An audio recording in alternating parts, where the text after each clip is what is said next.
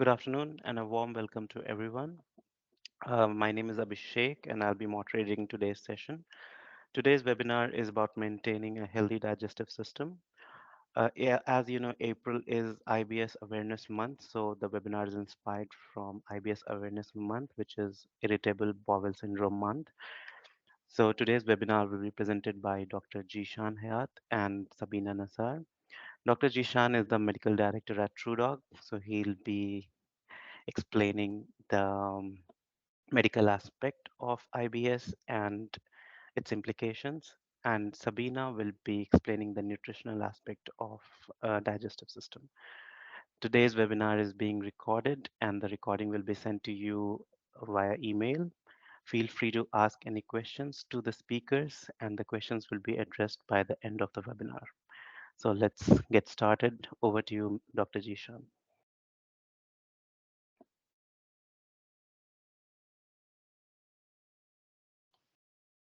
Hi, sorry about that. Just one second.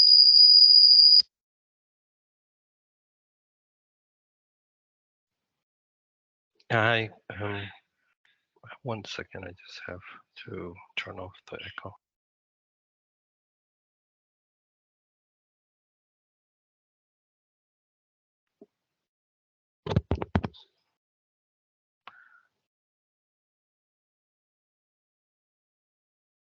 Hi, hello. Can you guys hear me?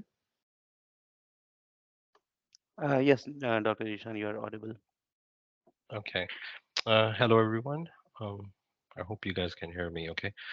Today I'll be discussing about an important topic, keeping a healthy digestive system. Okay. Um, let's start off. Next slide. Okay, so our digestive system is responsible for breaking down food we eat, right? Extracting nutrients from it, eliminating waste products from our body. Why we're discussing this topic today is because a healthy digestive system is crucial for overall well-being, as it directly impacts our ability to absorb nutrients, fight infection, and maintain a healthy weight. Okay. During this presentation, we will explore like various ways to maintain a healthy digestive system, including dietary and lifestyle changes, as well as medical interventions. Okay, we will also discuss common digestive system disorders, their causes, symptoms, and how to manage them. Okay, as we know, April is recognized as Irritable Bowel Syndrome Awareness Month. Which aims to raise awareness of this common digestive disorder and impacts it in many people's lives. IBS affects mainly the large intestine and can cause a range of symptoms, including abdominal pain, bloating, diarrhea, and constipation.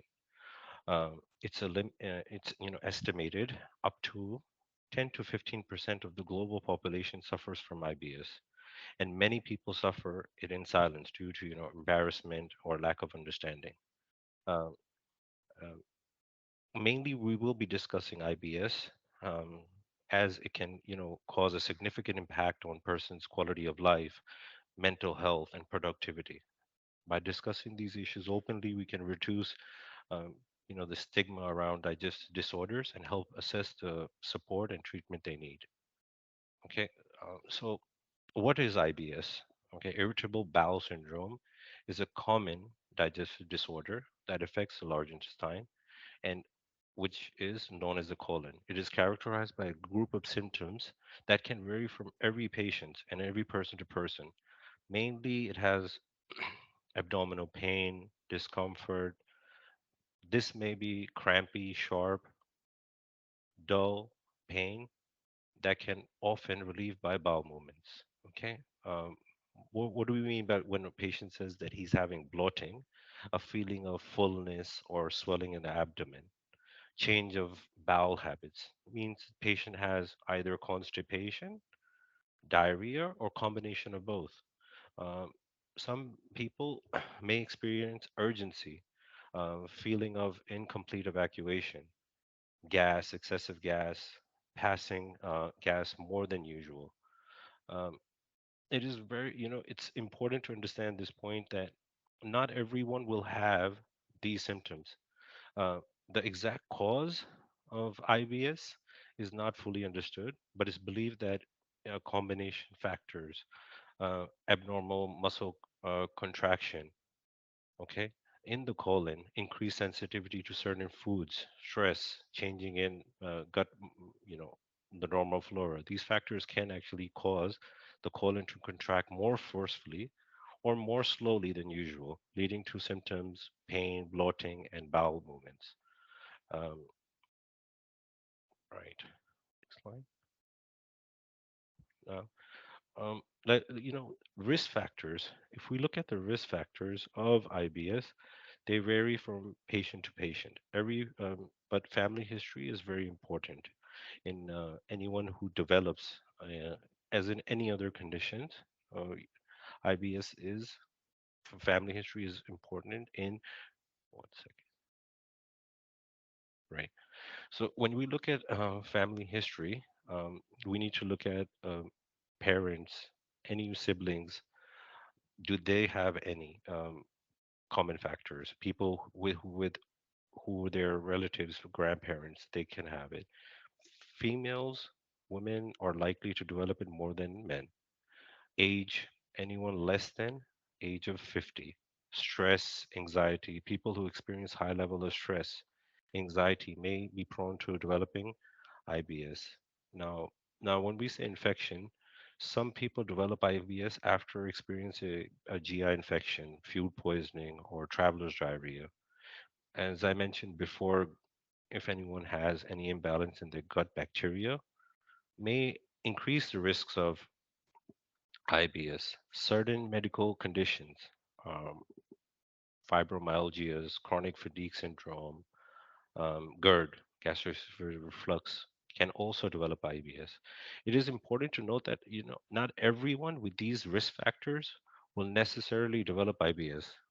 Some people may develop the condition without any identifiable risk factors. If you are experiencing symptoms of IBS or have concerns about their digestive health, it is important to seek, medical advice, speak to the doctor. As you can teleconsult with TruDoc, any doctor online, ask them, I'm having ABCD symptoms. With this, what should I do? How should I do it?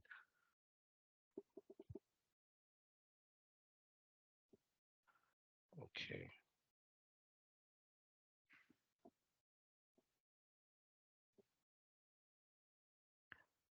Sorry to interrupt. One person has said that the screen is stuck. So is anyone else experiencing this problem, or the screen is fine with everyone? Please raise your hand or write in the comments chat section. Oh, okay, fine. Thank you. So, doctor, you can continue. Thanks. Okay. Okay. Okay. Right. Okay. So we're going to. Okay. Okay. The factors that can trigger or worsen IBS um, are certain foods, high fat foods, spicy food, dairy foods, anything that disrupts our normal flora in the gut can actually cause us to trigger IBS. These are factors or symptoms or anything that basically makes IBS worse. Stress. Please understand, stress is the biggest factor that can trigger or worsen your IBS. It's thought that stress can actually affect the contraction of the colon, as I mentioned before, and increase the sensitivity of the pain. Hormones. In females, IBS can change, mm, during the menstruation, suggesting that hormones has, a factor that can actually trigger or make your IBS worse in females. Um, Antibiotics can disrupt the normal flora of the gut and trigger IBS and make it worse. Other medical conditions, if you're having any inflammatory, not irritable, but inflammatory bowel syndromes, uh, any gastroenteritis, celiac disease can trigger or worsen this. Um, it's essential to hormone problems. Okay. Um, It's essential to identify triggers or factors that worse symptoms, and it works to avoid and manage or reduce the frequency and severity of the IBS. Okay.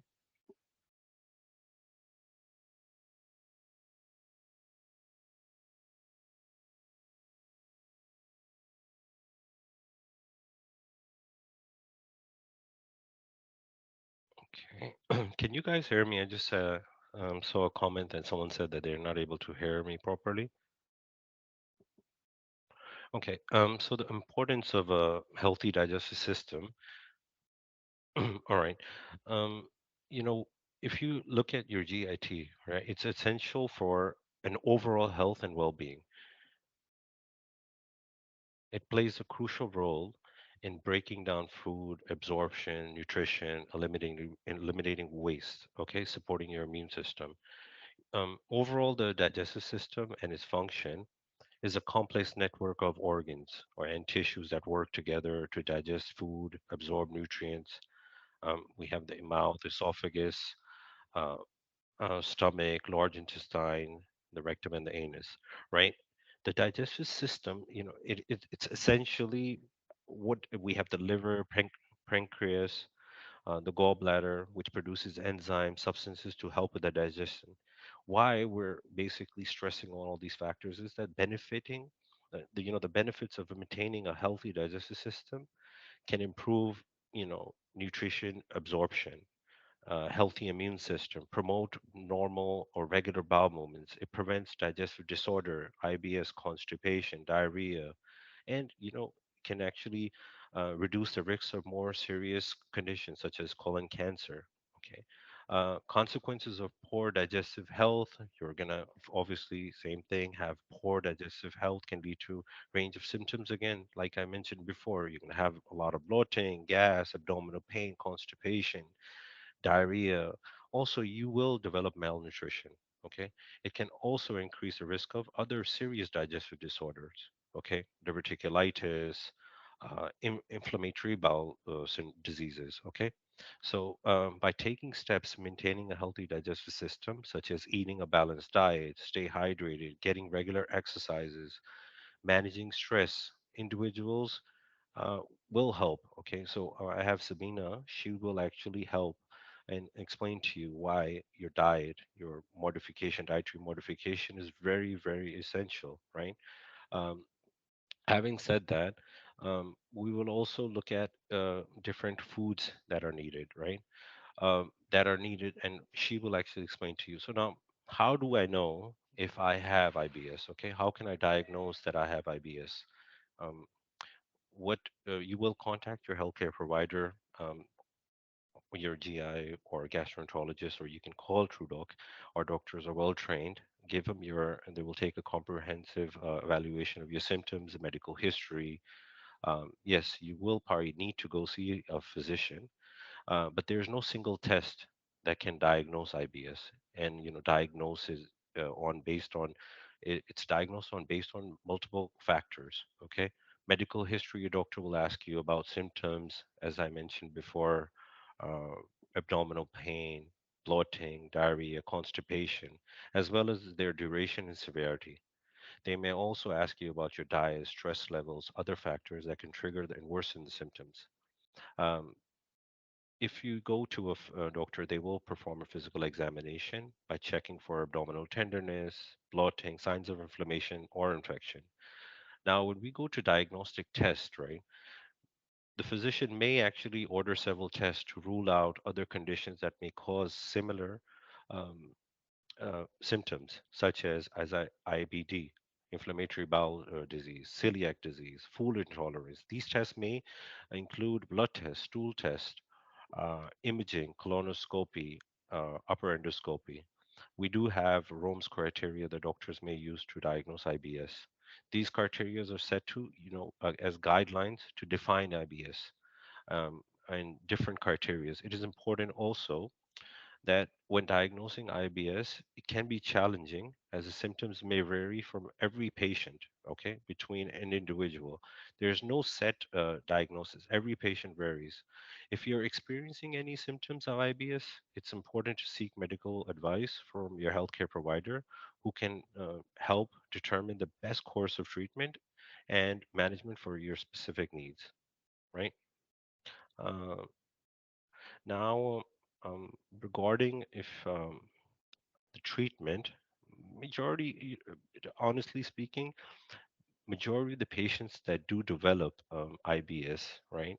It's not a clear point, like if anyone has any a disorder, like if a patient has constipation, yes, when they do seek a physician or a gastroenterologist, it's best to start off with dietary modification, seek a dietitian. We have Sabina right now. I will actually have her get connected now so she can actually start talking about, diet, different ways to improve, what to have in the diet, what foods to not have to actually make your IBS bad. Okay, Sabina?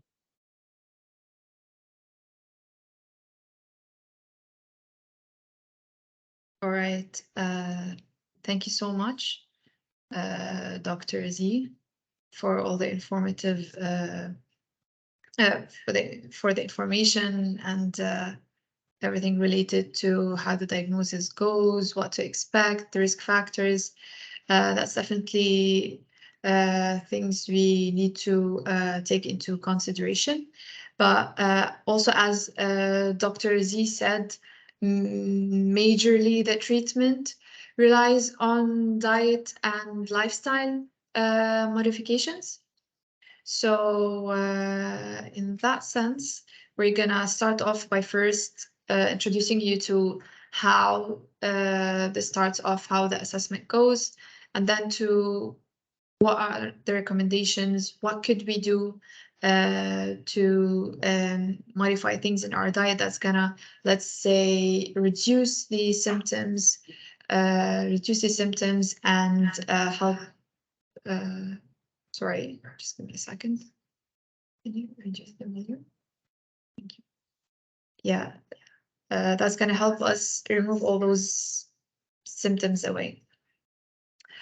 Okay, so to start off, I would like to highlight that the dietary modifications are highly personalized.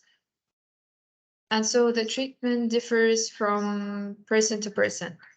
So for that, you need to reach out to your dietitian or nutritionist for help. Uh, First of all, we will start by assessing the symptoms. So what symptoms are you having? What are you experiencing? Uh, as a continuation to what Dr. Z said. Then we can investigate any intolerances present because like with IBS, there could be like lactose intolerance or gluten intolerance. So sometimes it might be very difficult for you to recognize, okay, what's going on? Why am I getting bloated? I don't know what I'm getting bloated from. So in addition, of course, to consulting your um, the dietitian, you could need a help of a food symptom tracker, which also, like in this case, the dietitian or like I can provide it for you in order to track what goes on. So in a food symptom tracker, what we do is that we write the time that we ate something, let's say a meal, we write what are the ingredients of this meal, what did we have, and then we're gonna write how did we feel after it. Did we feel any symptoms? Yes, no. What's the severity of the symptom? And then we do this like over, let's say, a week, few days a week, and then we're gonna try to identify the pattern to see, okay, this is what's triggering it, or this item's triggering it. And this can help us identify what intolerance is there. This could also help us in identifying if there is any food allergies. So the food symptom tracker is used in general uh, in nutrition, not just for IBS, but generally to try to identify certain intolerance.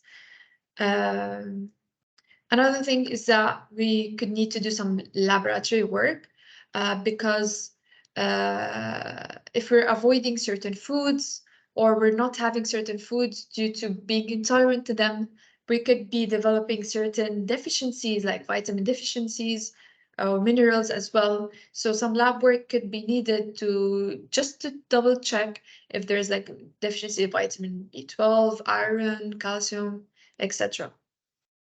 Then we will proceed to diet and lifestyle treatment. So in the dietary treatment, we focus on elimination and reintroduction of certain foods that could be causing this feeling of bloating or diarrhea or constipation, etc. And also following a low FODMAP diet. I'm going to explain what's a low FODMAP diet shortly as well, because it's, let's say, one of the best approaches to managing IBS, and most people feel a lot better once they get on it. It's not a permanent thing.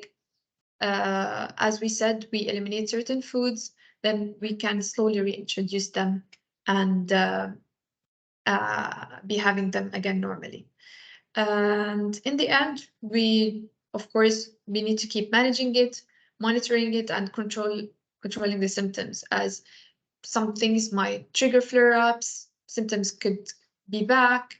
So in this sense, we need to keep just like an eye on it, monitor it, make sure everything's going as smooth as it can be.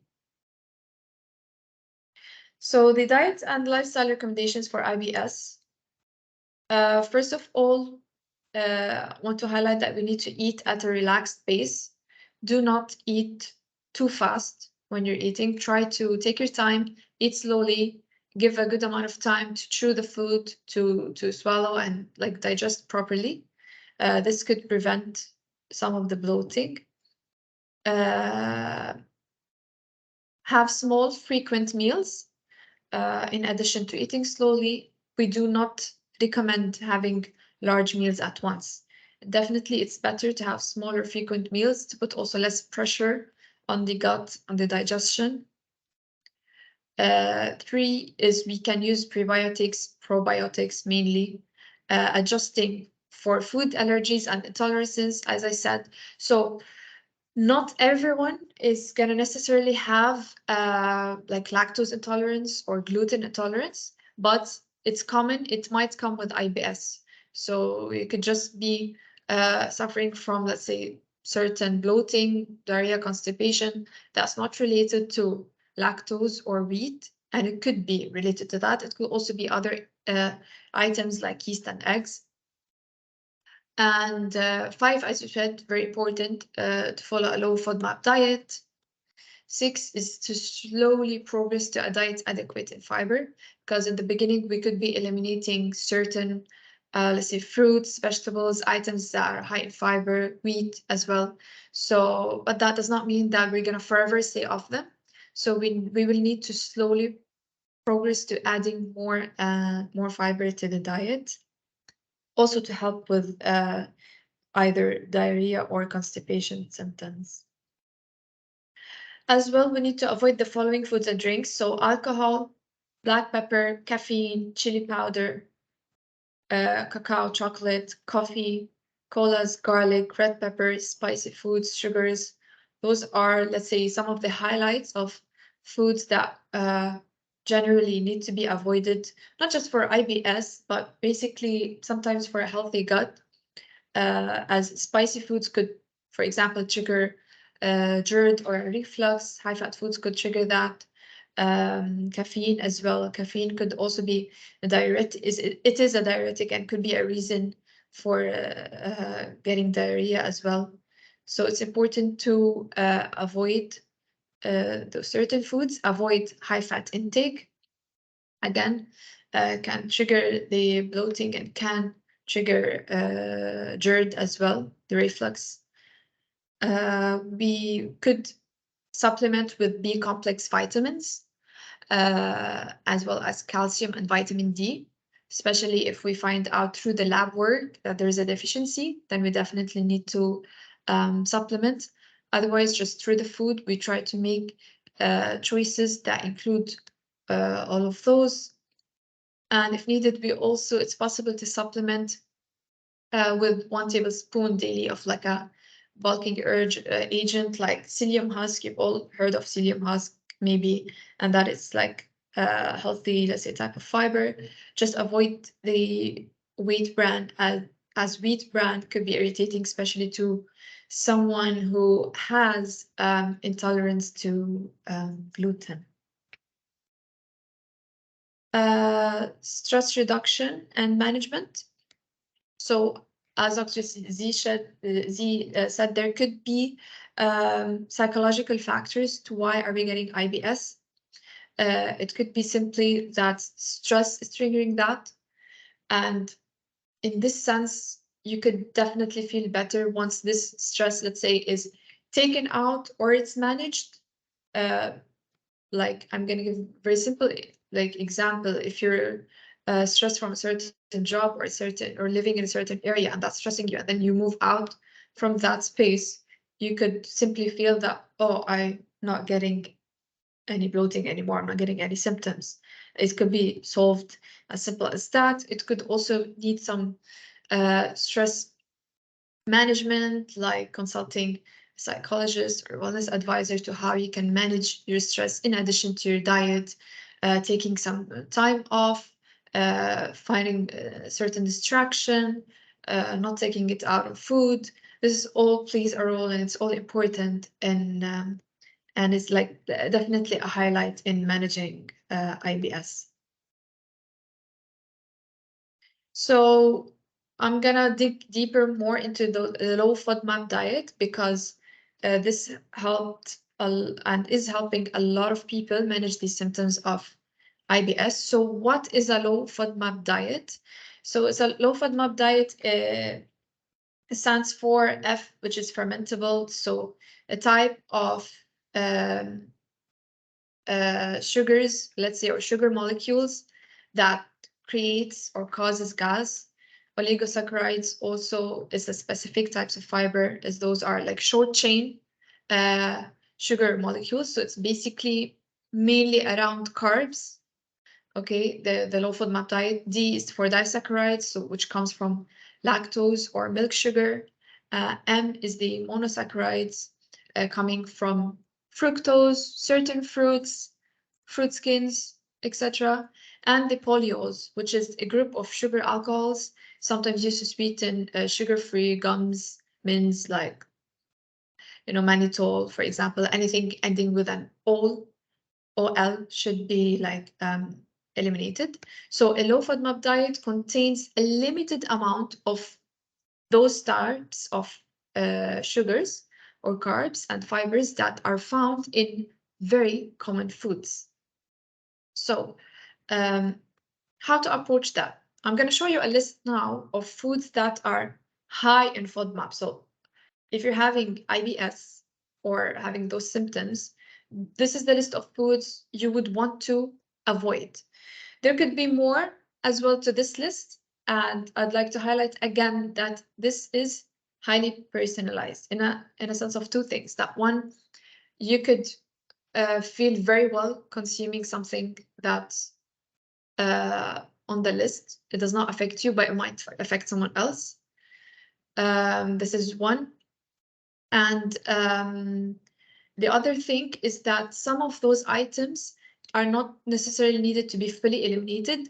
Your gut might be able to tolerate them in just smaller amounts. So a high amount of them might not be good. A smaller amount could be fine. This is also something to explore with your dietitian. So those are the high FODMAP foods. In terms of vegetables, examples are artichokes, onion, garlic, asparagus, cauliflower, green peas, mushrooms. Fruits, yes, apples, apple juice, cherries, dried fruits, mangoes, nectarines, peaches, watermelon. Usually the dairy and alternatives, so cow milk, goat milk, anything that's like a dairy product is preferably to be avoided. Protein sources in terms of legumes like beans, red beans, white kidney beans, though not lentils. Lentils could be fine. Breads and cereals for those especially who have gluten intolerance. So wheat, rye, barley-based breads, breakfast cereals, biscuits, snacks, sugars and sweeteners. I would like to highlight high fructose corn syrup, honey. Anyways, high fructose corn syrup is in general very not recommended in terms health-wise. Items that um, have high fructose corn syrup or sugar written in their first three ingredients is a big no-no. You can just leave it on the shelf. Nuts and seeds, such as like pistachios and cashews. You might want to take like a picture of this. And then now we move to the foods that are low in FODMAP. So those are you can enjoy freely. So vegetables like eggplant, green beans, cucumbers, bell pepper, lettuce, tomato, fruits like kiwi, orange, pineapple, strawberries. So dairy alternatives like almond milk, the hard cheeses, lactose-free milk, any plant-based milk.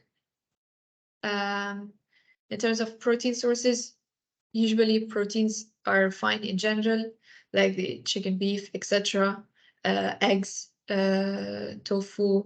So proteins are not a problem. What we just need to avoid is the processed proteins or processed things like bacon and stuff like that. Breads and cereals. So we could focus on gluten-free products like oats, gluten-free oats, rice cakes.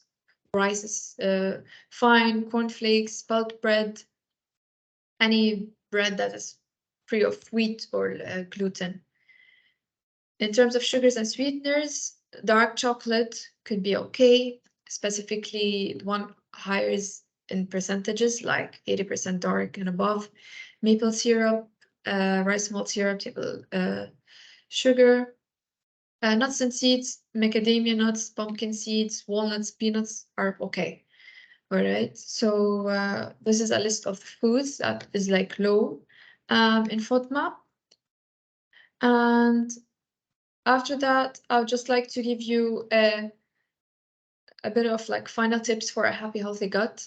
I'd also like to highlight that those lists, again, is not something to be followed on a lifetime. Initially, if we want to eliminate those, we would eliminate them for a period of 2 to 4 weeks, let's say. Then we can start in slow reintroduction in some certain foods, and the process can take like another few weeks.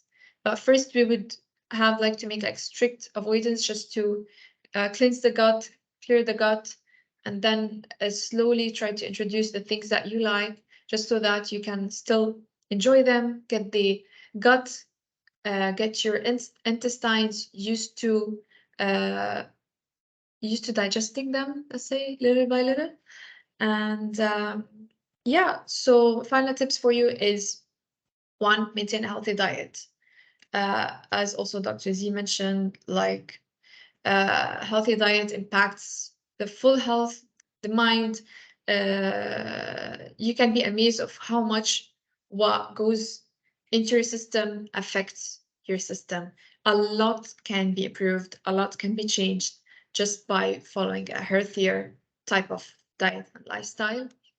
To definitely stay active. Staying active, exercising also can help your digestion a lot, especially like after a meal. If you go for a walk, it can help your digestion, helps with the bloating, etc. It generally is gonna make you feel much better. Three, do not ignore any severe or sudden symptoms. If you notice that certain symptoms have been like reoccurring, it's suddenly been there for a few months, it's time to consult someone and get in touch with your healthcare provider. For take care of your mental health. As we said, it could affect your system a lot, your digestion a lot, not just IBS. There are other conditions IBD, Crohn's, anything, any of those could be still affected with our mental health. So it's important to pay attention to that. And 5 is finally just seek healthcare professional help. Don't tell yourself that it's okay. It's gonna go away. Those symptoms are gonna go away. It's okay. It's just a little bit of maybe constipation or bloating. No, if there's something that's concerning you, we're here to help. Especially here at TruDoc, our doctors are available 24/7. Anytime you can call in, ask about any of the symptoms you feel. I'm here to help as well. Anytime you can call in, book an appointment. I'll be more than happy to help you explore any symptoms you're feeling. Also, for any chronic conditions you might be going through, we can manage that together. If you're looking for weight loss or have weight loss targets or muscle gain targets, you can also get in touch, helping a lot of patients lose weight in a very healthy way and in a way that also helps manage their symptoms and decrease their IBS symptoms. So it's all related. It can all help. So this is this is our code for our app if you'd like to download it and get in touch with us. And now we'll be taking questions. Thanks a lot for listening. Hope this was beneficial for you. And Eid Mubarak.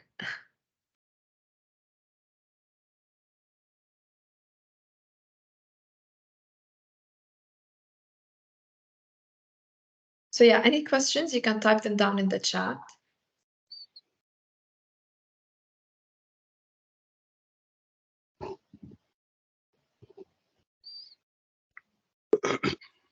Me and Dr. Z will be answering the questions. Andrew asked, is reflux acidity related to IBS? I think as Dr. Z mentioned as well. It is. Reflux is gastric reflux is not directly related to IBS. However, some people with IBS may experience symptoms of reflux or coexisting conditions. The symptoms of IBS and reflux can overlap. Some people may experience both conditions at the same time. So, again, there are some foods that do trigger, as Sabina's mentioned, fatty food, spicy food, stress. If you're experiencing reflux along with IBS, as I mentioned, bloating, diarrhea, constipation, it's important, to go see a healthcare provider. Call us. Doctors are there 24/7. Tell them the symptoms. There is echo in the voice. Okay.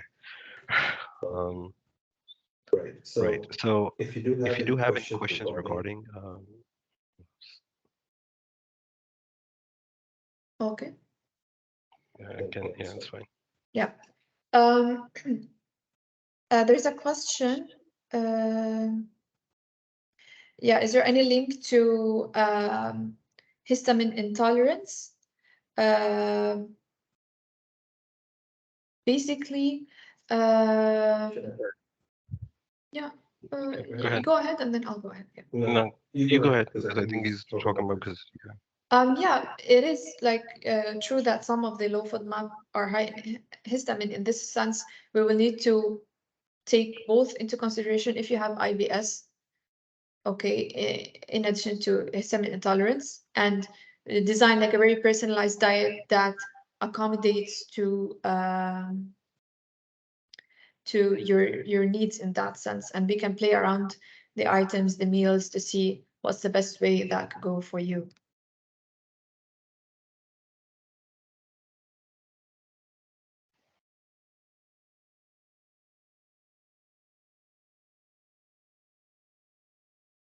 There is a question. Can psoriasis be due to bad food choices or imbalance in digestive system? Can I take no? Yeah, you can take that. So psoriasis is an autoimmune disorder that could also have influence from food choices. It's not the only thing. So definitely healthier food choices would help you, let's say, manage it better. Okay. Um, uh, let's say there are some certain foods like,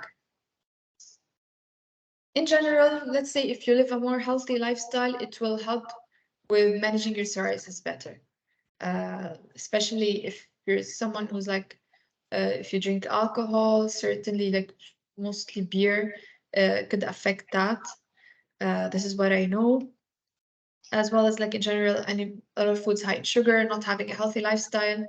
Um, I have psoriasis, so I'm speaking out of experience here.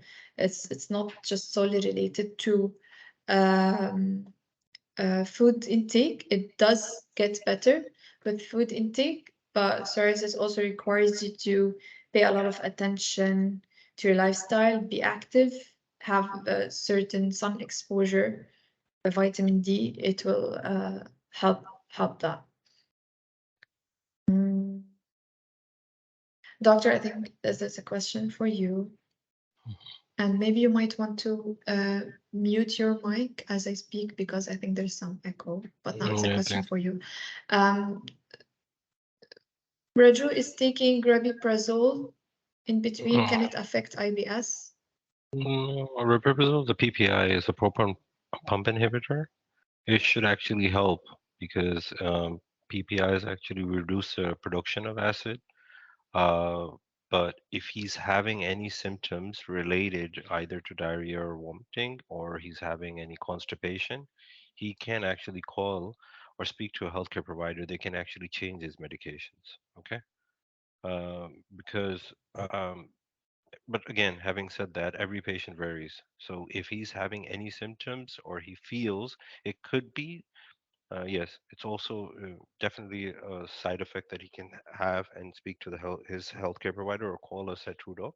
We'll be able to help him. We need to take a proper history, see is he having any other comorbidities, is he taking any other medications, right? How long does he have these IBS symptoms for? And then, yes, we can answer his questions accordingly. Ivan is asking, what is the best way to begin an elimination diet? Is it needed to do fasting first?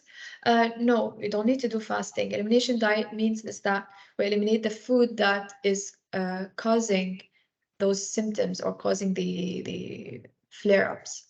All right, so we eliminate those foods for a certain period of time, and then we start reintroducing them. Is disturbed sleep or unable to sleep related to IBS also? Um, Of course. Yeah, it is like it could be in what way? So a disturbed sleep or unhealthy sleep habits or not being able to sleep well affects your food choice, your lifestyle in general, your own body health, your recovery. So definitely like here we would advise that you do improve your sleep, uh, just to, because if you're not sleeping enough, your body's not getting enough recovery, it's not functioning well, it's not digesting well, it's causing you more symptoms, so the chain goes on, you know. Mm. So in that sense, and yeah, could IBS and histamine, are they interrelated?